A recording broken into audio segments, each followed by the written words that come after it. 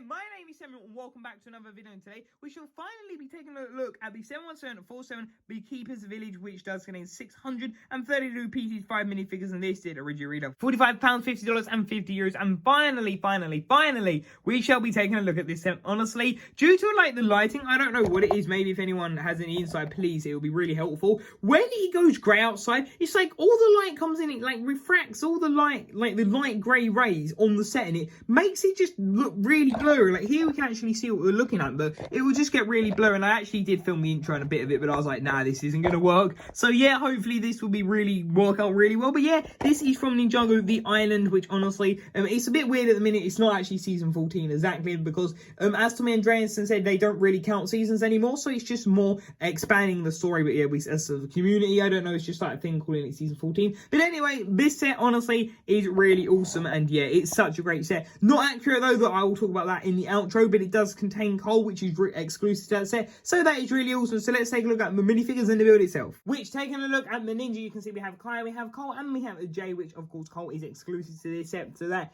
is pretty cool. You can see that these are all the same minifigures, well, Jay and Kai are, from the sets that they appeared in there. You can see their back detailings, well, with their little sword holder on, which is pretty cool. And I have to admit, I really like their headbands. You can see Cole's got his move on, that is Jay's, and there is Kai's, which I think that's pretty cool. So let's quickly remove all of their accessories and weapons. There you can see the ninja without their mask, which honestly, they look quite weird, I have to admit, with these like headbands without their like other parts. I don't know, it's just because it's like how we've seen them before, but I don't know, it's just something you've got to get used to, the headbands. But yeah, I think that is pretty cool. And nevertheless, you can see that their printing there is the same there. You can see Kai's, Cole's, and James, which of course Cole's is the best due to him being exclusive in that set. In this set, which is pretty cool. Then if we want to rotate to the back, you can see that they have their printing there, which honestly I think is pretty cool. Again, I think these minifigures are by far my favorite suits. I don't know what it is, well, I guess I do. It's just the detailing is so good on these, and it's quite unique. Like, we've never really had outfits like this before. There you can see Kai's, again there you can see Cole's, and there you can see Jay's with their face prints, which honestly are pretty awesome. But those are the hero minifigures of the set, being the 3 ninja. Now let's take a look at Chief Mamatas and the Rumble something or other, which then taking a look at the Thunder Keeper and Chief Mamatas here. You can see they look pretty cool, which, apologies, I actually did mess up in the last video. I didn't actually have his little horns at an angle. It's really hard sometimes to tell with those things, but there you can see his massive staff, which honestly, that definitely should have had that new piece.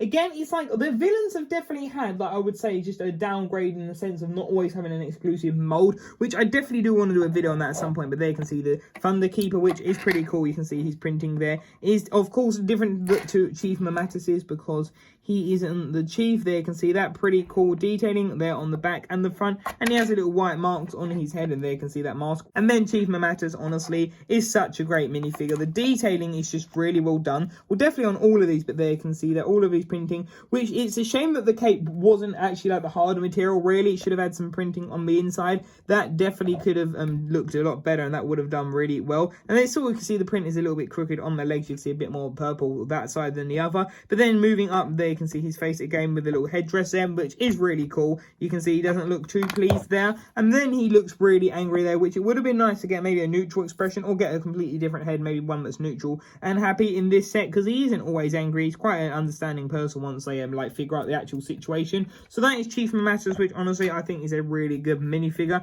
And there you can see the headdress, which is pretty cool. There you can see the headdress, which finally I got it to load in, and there you can see it has the dark azure at the bottom, because it is a jewel molded piece. But yeah, that is Chief Mamatas, which again, he definitely needed a new cape and a new staff element. But now let's take a look at the overall set, which is starting off down here on the bottom of the island. You can see that we can move it because it is on a hinge. You can tell that we actually start all the way on the little coast, which honestly I think it's great that the fact that they actually let you include a part of the coast on the set. I think it's quite a smart decision, just to sort of like give you a bit of the lead up to the set. So that honestly is pretty cool. You can see that we have some plants, and we of course have the beach area. Then we have some stones, which honestly just moves really smoothly, I have to admit, just the way it all transitions into the jungle. It's just done seamlessly, which is really cool. Moving this plant out the way, you can see that we actually do have this like little logo, which that I do believe is to symbolize, I think, well, yeah, the tribal warriors, of course, and that is mostly a danger sign, which honestly I think that is pretty cool. Like, I really like the way that he's done. So putting this back, you can see that that goes there. So that is pretty cool that they hide it. Then we have a tile, which sort of reminds me of the season 13 sets, which is pretty interesting with the whole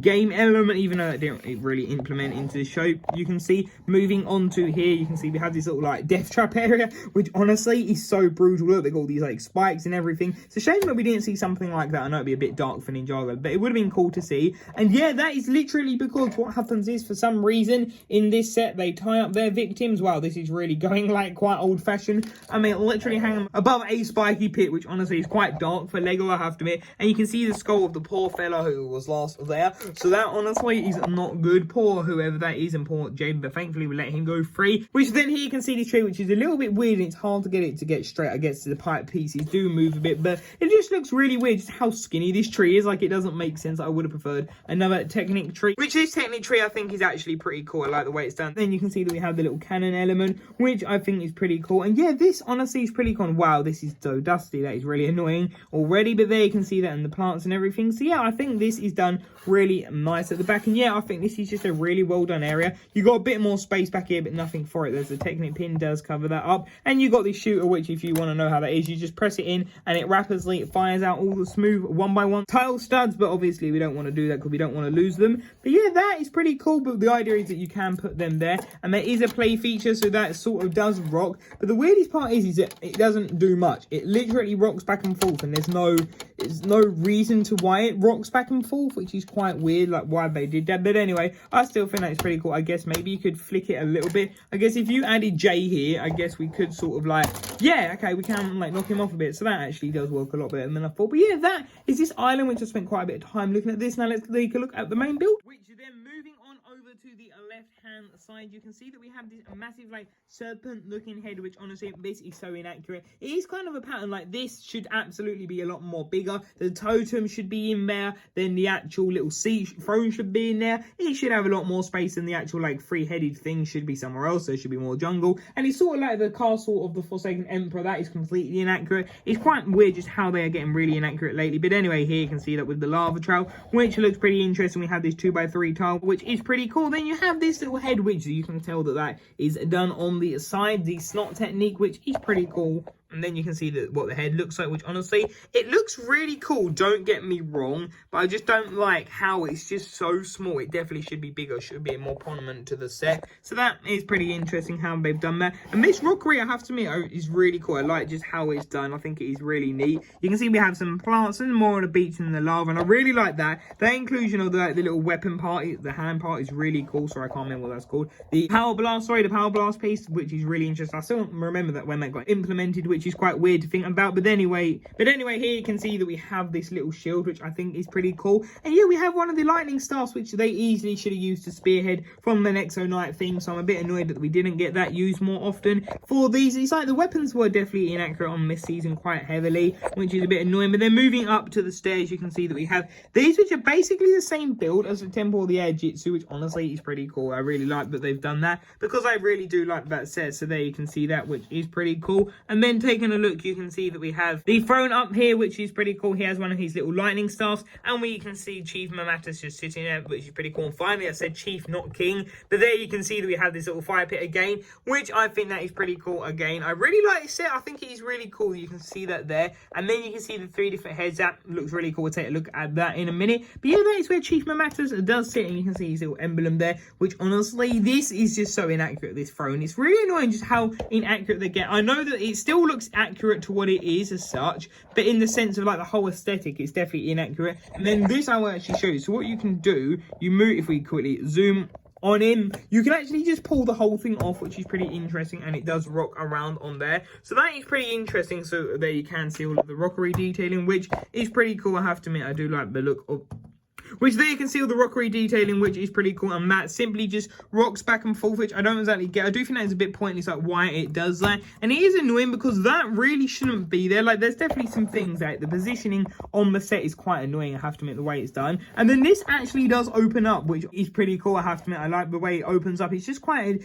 different thing. Like, the whole like accessibility of the set is really good. Then you can see that we have the little cages, the bones, which you can open that. And this is actually a feature to open the cage, which which is pretty interesting. You can see, so as you just saw that there, I do that here. You can see that goes up and down, which is pretty cool like that. It just works pretty well, I have to admit. Then they can crawl out. You have the bucket, a bone and that. So Ghoul knows why there's a bone, and we don't want to know, especially the ninja don't if they're captured there. Which then, taking a look at the inside, you can see that we have an entrance here, which is pretty cool. And it uses one of those plates, those angle plates, which is pretty cool. I do like the look of that. So then if we move that up and spin the whole set around, you can see that we don't exactly have too much of an interior, but it's nice. It's quite barren, but it's sort of, well, it exactly fits what they do look like in the show. So that is pretty cool. You can see that we have one little oar here. We have a little fire, and then we just have some more space on like the beachy area, which is pretty cool. And then it moves on over to the stairs, which is pretty cool. So yeah, there isn't exactly much here in the sense of detailing on the inside, but there isn't a meant to. So I actually like that, and I like the clean feel that they haven't just like randomly just like jammed in some things. So I think that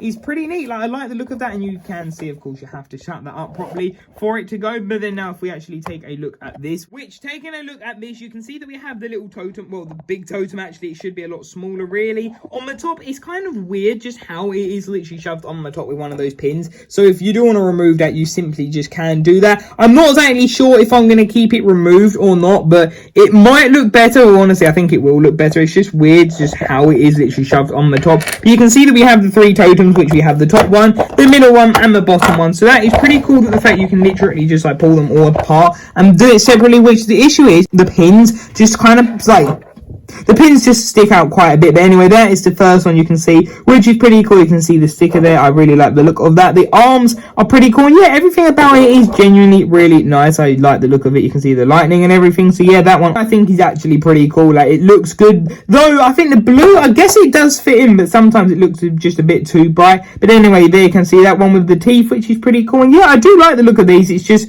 I think some of the colours seem a little bit too bright, but I guess the tone that they're going for compared to the show is a little bit harder. I'll put a photo up for reference now so you can see what it looks like, but there you can see the arms. So that is what it looks like, which I think that is pretty cool. You can see that there. So that, I do like the look of it, don't get me wrong. It is just a little bit weird how bright the colours are. I don't know, it just sort of feels like it's like sticks out a little bit too much. But then you can see putting that back there and it rocks around, and that's what it looks like without the totem. But yeah, that is what this set looks like, which honestly I think this is really awesome. So let's put these parts back together and go to my final thoughts on this set. So then one more feature, guys, which apologies I did forget, but you have this. You can sort of like lower up and down the branch, which I guess is what they sort of may have done. But yeah, that is the island set, which honestly I think this is pretty cool. The Keeper's Village, I have to admit though, I think it's a great set. Don't get me wrong, I think the catamaran is definitely my favourite of this wave. But the thing that I'm disappointed with, don't get me wrong, it is an incredible set. I just don't get the accuracy. I'm one who really likes accuracy, as I say a lot. And to me, I don't exactly get how it's kind of feels like it's all like crammed into one. Really, that should be like the main focus of the set. This then should be like a little mini jungle area with that in it. Like, really, what this should be, this, so if we add this over here and then turn all of this into a bigger version of that, that would be a lot better. Even if I just do it one story, it doesn't have to be much, it would be a lot more accurate. But discluding the accuracy, I think this is a fantastic set. So yeah, I think the other one is my favourite for the accuracy and just how unique this is. But no, don't get me wrong, this is still an incredible set, and I think it is definitely one of the best Ninjago sets. I think it's just the accuracy, but still, nevertheless, this is a really awesome set. So yeah, I think if you do like it, it's one to pick up. But then again, if accuracy is your thing and you're not, and if you can't get past it like I can, yeah, then it isn't for you. But still, I think if you like the look of it, it is a really good set, and I definitely recommend it. So thank you all for watching this video. What did you think? Leave your thoughts in the comment section down below, and don't forget to subscribe, leave a comment, and leave a like. And until tomorrow's video, I'll see you there. Bye for now.